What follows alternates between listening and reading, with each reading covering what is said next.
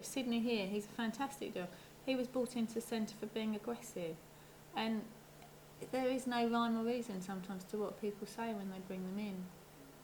I think sometimes the worse they make the dogs out to look, the less guilty or embarrassed they feel about handing them over, and that's why it's so important that we assess them, because if we were to just take what people said, it would be so unfair on the animals. We're a rehoming centre.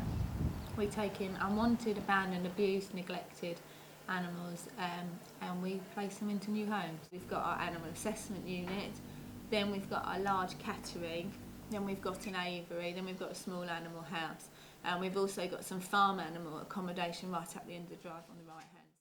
We rehome about 650 dogs a year. We home about 1,000 cats a year. Miscellaneous animals, it was about 500 last year.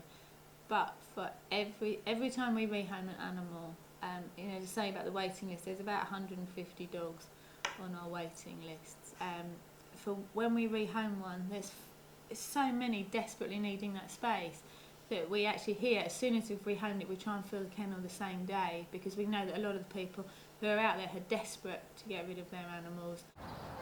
Two things that most sadden me and concern me at the moment are just the sheer volume of animals that are waiting to come into the centre, whether that be dogs, cats, equines, rabbits. We've got a huge waiting list for all of them.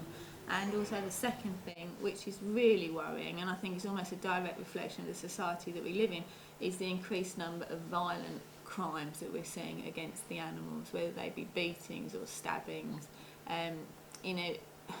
About 15 years ago we witnessed a lot of those, and then it went very quiet on that front, and now we're seeing a lot more again. And it's a direct reflection of sort of today's society, what you're hearing on the news every day.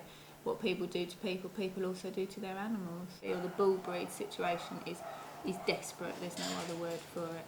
There are so many bull breeds that are unwanted. We've got a waiting list of about 120 dogs waiting to come into us. A really high proportion of those dogs are bull breeds. The inspectors are called to complaints every day that concern the bull breeds. And trying to find them homes is not that easy. We do it, but it's much easier to rehome a King Charles Spaniel than it is to rehome a 7-year-old Staffy.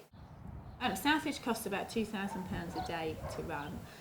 We are funded purely by RSPCA headquarters. On top of that, we do a lot of fundraising from the centre, because we don't put any animals to sleep. We treat the animals. Our vets bills are enormous. So for us to be able to treat those animals, we can't rely totally on the budget that we have from headquarters. So we fundraise independently to raise the money to cover that. It's like a machine. We keep on rolling. We have to keep on fundraising because the expenditure doesn't stop. We just keep on having to do it. You just look at the number of dogs that are being bred.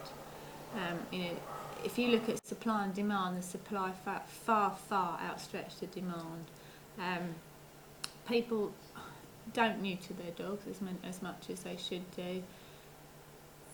There's just too many animals. There needs to be a really good animal registration scheme that's brought in by the government that puts certain limitations on the number of dogs that are bred and the number of dogs that people can breed. We're trying to sort out a neutering scheme across the whole of London, a subsidised free neutering scheme to neuter these bull breeds, but it's taking so much, it's so hard to get that all sorted out, but we are working on it. If someone would like to come and adopt an animal from the centre, again, we pride ourselves on the fact that we treat every individual as an individual application when they come in. It doesn't matter where people live, it's irrelevant where you live, it's irrelevant what your property's like. If I lived in a 75-floor flat without a garden, I would still be a good dog owner because I am a good dog owner. So we treat everybody on their own, or every application on their own individual merits. This isn't a 9-to-5 job, this is a job that you think about almost 24 hours a day. So many of the staff, we wake up in the night thinking about what we've seen, thinking about what we've heard.